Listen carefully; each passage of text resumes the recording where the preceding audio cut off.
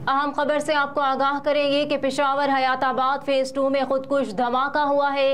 SP cantt Waqas Rafiq ने खुदकुश धमाके की तस्दीक की है, जो सिक्योरिटी फोर्सेस के गाड़ी के करीब हुआ। इस धमाके की इब्तदाई इत्तलात के मुताबिक इस धमाके में 8 अफराद के जख्मी होने की इत्तलात हैं, जिनको करीबी हस्पताल मुंतकिल कर दिया गया है, जहां उन्हें तिबी इमदाद दी जा रही है। जबकि एसपी कैंट वकास रफीक ने भी खुदकुश धमाके की तस्दीक की है। धमाके की नौयत के हवाले से अभी तक इत्तलात सामने नहीं आई हैं। अलबत्ता इस धमाके में 8 अफराद जख्मी हुए हैं, जिन्हें अस्पताल मुंतकिल कर दिया गया है।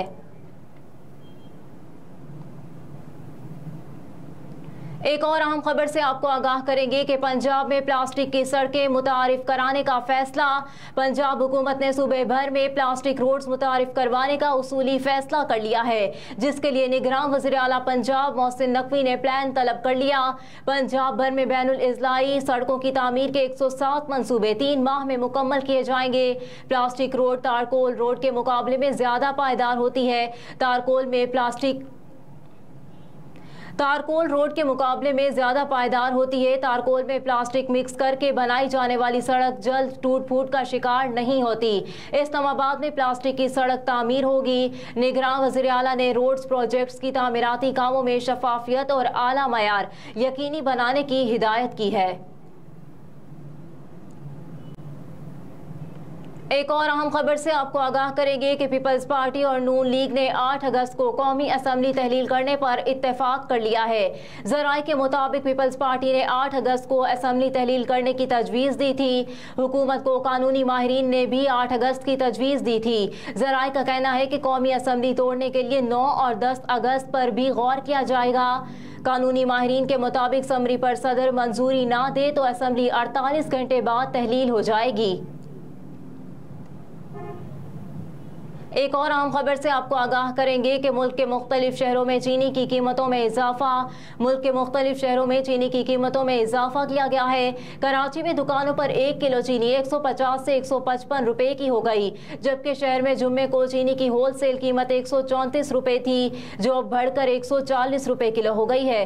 हैदराबाद, कोयटा, मुल्तान और फैसलाबाद में 1 किलो चीनी 150 रुपए में फरोख्त की जा रही है।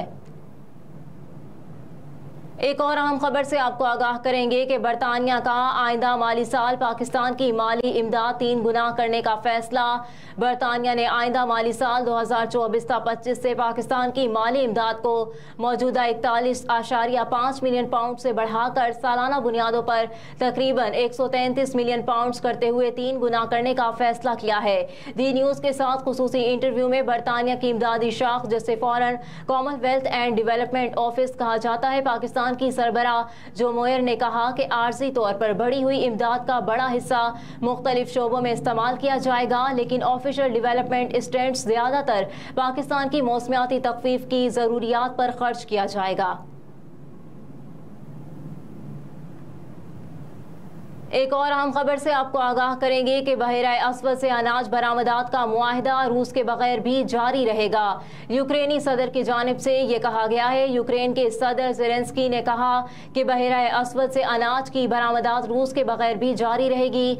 गुज़िश्ता रोज़ रूस के ज़ेरे इंतज़ाम यूक्रेन के इलाके क्राइमिया के पुल पर मुबैना तौर पर यूक्रेन के हमले में 2 रूसी शहरी हलाक और 1 बच्चा जख्मी हो गया था, जबकि पुल को भी जुज़वी तौर पर नुकसान पहुंचा। इस हमले के बाद रूस ने यूक्रेन से अनाज बरामदात के मुआहदे पर अमल दरामद रोकने का ऐलान किया। ताहम अब इसी हवाले से यूक्रेनी सदर की जानिब से जारी बयान में कहा गया है कि मॉस्को के मुआहदे से पीछे हटने के बावजूद बहरा अस्वद से अनाज की बरामदात रूस के बगैर भी जारी रहेगी। खबरें आपने जानी। न्यूज़ स्टूडियो से फिल वक्त इतना ही। आप देखते रहिए SMTV ग्लोबल।